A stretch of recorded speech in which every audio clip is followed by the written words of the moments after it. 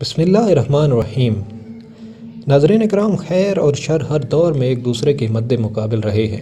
ایسا وقت کبھی نہیں گزرا جہاں خیر ہی خیر ہو اور شر نہ ہو، یا شر ہی شر ہو اور خیر نہ ہو۔ ایسا ہی وقت مستقبل میں وقوع پذیر ہونے والا ہے جس میں خیر تو ہوگا اور شر اپنے عروج پر براجمان ہوگا۔ حدیث صحیحہ سے واضح ہے کہ قرب قیامت میں دجال ظاہر ہوگا، جس سے ہر دور کے نبی نے اپنی امت کو خبردار کیا۔ دجال کا مطلب دجل سے نکلا ہے، جس کا مطلب دھوکہ یا دھوکہ دینے والا۔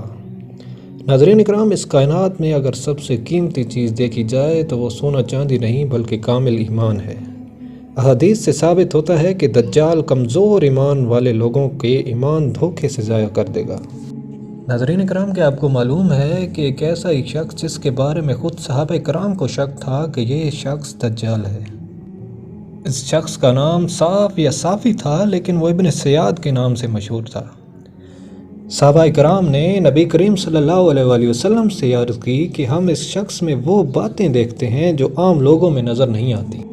اس شخص کی ملاقات بھی حضور صلی اللہ علیہ وآلہ وسلم سے ہوئی، جس کا ذکر احادیث میں ملتا ہے۔ ناظرین کرام، ابن سیاد کے بارے میں جو چند احادیث ملتی ہیں ان کا ذکر ہم آپ کے ساتھ کرنے والے ہیں۔ اس میں پہلی حدیث جس میں حضور صلی اللہ علیہ وسلم اپنے کچھ اصحاب کے ساتھ ابن سیاد کے پاس گئے۔ آپ صلی اللہ علیہ وسلم کو وہ بنو مغالہ کی مکانوں کے پاس بچوں کے ساتھ کھیلتا ہوا ملا۔ ان دنوں ابن سیاد جوانی کے قریب تھا، یعنی کہ نوجوان ہو رہا تھا، یعنی کہ وہ ایک لڑکا تھا۔ اس سے حضور صلی اللہ علیہ وآلہ وسلم کے آنے کی کوئی خبر ہی نہیں ہوئی، لیکن آپ صلی اللہ علیہ وسلم نے اس پر اپنا ہاتھ رکھا تو اسے معلوم ہوا۔ پھر آپ صلی اللہ علیہ وسلم نے فرمایا، اے ابن سیاد، کیا تم گواہی دیتے ہو کہ میں اللہ کا رسول ہوں؟ ابن سیاد بولا کہ ہاں، میں گواہی دیتا ہوں، آپ ان پڑھوں کے رسول ہیں۔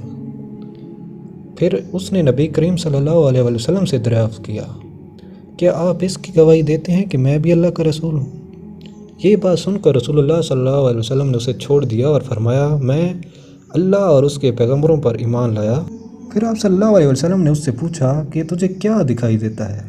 ابن سیاد بولا، میرے پاس سچی اور جھوٹی دونوں خبریں آتی ہیں۔ نبی کریم صلی اللہ علیہ وسلم نے فرمایا، پھر تو تیرا سارا کام گڑبڑ ہو گیا۔ پھر آپ صلی اللہ علیہ وسلم نے اس کا امتحان لینے کے لیے فرمایا کہ اچھا، میں نے ایک بات دل میں رکھی ہے، وہ بتا کیا ہے؟ آپ صلی اللہ علیہ وسلم نے سورۃ دخان کی آیت کا تصور کیا۔ ابن سیاد نے کہا، وہ دخ ہے۔ وہ بار بار کہہ رہا تھا، دخ دخ۔ آپ صلی اللہ علیہ وسلم نے فرمایا، چل دور ہو جا، یا کچھ احادیث میں ذکر ملتا ہے کہ آپ نے فرمایا کہ چل دفع ہو جا، تو اپنی بساط سے آگے کبھی نہیں بڑھ سکے گا۔ یعنی بساط سے مراد آپ صلی اللہ علیہ وسلم نے فرمایا کہ تو اپنی حد سے زیادہ آگے نہیں بڑھ سکتا۔ اس پر حضرت عمر رضی اللہ تعالیٰ عنہ نے فرمایا، یا رسول اللہ، مجھ کو چھوڑ دیں یا مجھے اجازت دیں، میں اس کی گردن مار دوں یا اسے قتل کر دوں۔ آپ صلی اللہ علیہ وسلم نے فرمایا، اگر یہ دجال ہے تو اس پر غالب نہیں ہوگا، اور اگر یہ دجال نہیں ہے تو اس کا مار ڈالنا تیرے حق میں بہتر نہ ہوگا۔ ان کا اس طرح اور بھی احادیث ملتی ہیں جن میں رسول اللہ صلی اللہ علیہ وسلم ابن سیاد کے پاس گئے۔ ایک حدیث میں ملتا ہے کہ وہ کھجور کے اس باغ کی طرف تشریف لے گئے جس میں ابن سیاد تھا۔ جب حضور صلی اللہ علیہ وسلم باغ میں داخل ہوئے تو آپ نے درختوں کی اوڑ میں چھپ کر چلنے لگے۔ آپ صلی اللہ علیہ وسلم چاہتے تھے کہ ابن سیاد آپ کو دیکھ نہ پائے، اس سے پہلے کہ آپ اس کی باتیں سن لیں۔ ابن سیاد زمین پر لیٹا ہوا تھا اور کچھ گنگنا رہا تھا۔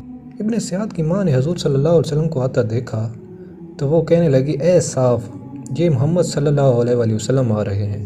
اس پر رسول اللہ صلی اللہ علیہ وسلم نے فرمایا کہ اگر تو اسے اپنے حال پر رہنے دیتی تو بات ظاہر ہو جاتی۔ ناظرین کرام، ابو سعید خدری رضی اللہ تعالیٰ عنہ کی ابن سیاد کے بارے میں ایک روایت ہے۔ وہ فرماتے ہیں کہ حج عمر ابن سیاد میرے ساتھ تھا، لوگ آگے چلے گئے اور ہم دونوں پیچھے رہ گئے۔ جب میں اس کے ساتھ اکیلے رہ گیا تو لوگ اس کے بارے میں جو کہتے تھے اس کی وجہ سے میرے رونگٹے کھڑے ہونے لگے اور مجھے اس سے خوف محسوس ہونے لگا۔ چنانچہ جب میں سواری سے اترا تو اس سے کہا، اس درخت کے پاس اپنا سامان رکھ دو۔ پھر اس نے کچھ بکریوں کو دیکھا تو پیالہ لیا اور جا کر دودھ نکالا اور میرے پاس دودھ لے کر آیا تو مجھے کہا ابو سعید پیو، لیکن میں نے اس کے ہاتھ کا کچھ بھی پینا پسند نہیں کیا، اس وجہ سے جو لوگ اس کے بارے میں جو کہتے تھے کہ وہ دجال ہے۔ چنانچہ میں نے اس سے کہا کہ آج کا دن سخت گرمی کا ہے، اس لیے میں آج دودھ پینا بہتر نہیں سمجھتا۔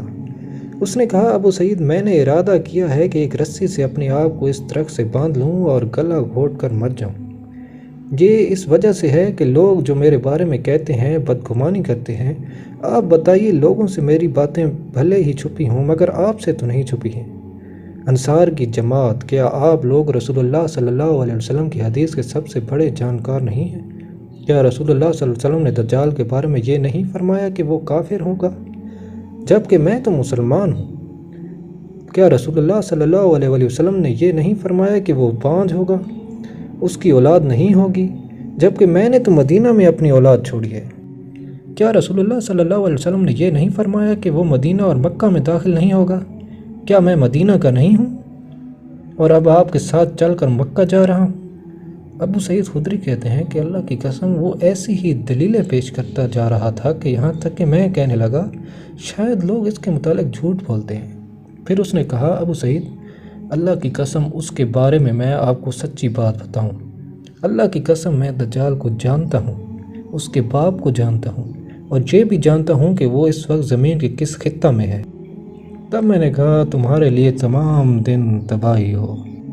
یعنی ناظرین کرام، ابو سعید خدری کو اس نے اپنی دلیل سے قائل تو کر لیا، لیکن جیسے ہی اس نے اگلی بات کی تو ابو سعید خدری رضی اللہ تعالیٰ عنہ کے دل میں دوبارہ شک پیدا ہو گیا۔ ناظرین کرام، ابن سیاد کی موت کی خبر احادیث میں کہیں نہیں ملتی۔ ملتا ہے کہ ابن سیاد واقع حرہ کے بعد کہیں گم ہو گیا۔ ناظرین کرام، وہ اصلی دجال تھا یا نہیں اس کا فیصلہ تو نہ ہو سکا۔ بہرحال احادیث سے واضح ہے کہ قیامت سے پہلے بہت سے جھوٹے نبی پیدا ہوں گے جو خود کو خدا کا پیغمبر بتائیں گے۔ اللہ تعالیٰ آپ کا حامی و ناصر ہو۔ اللہ حافظ۔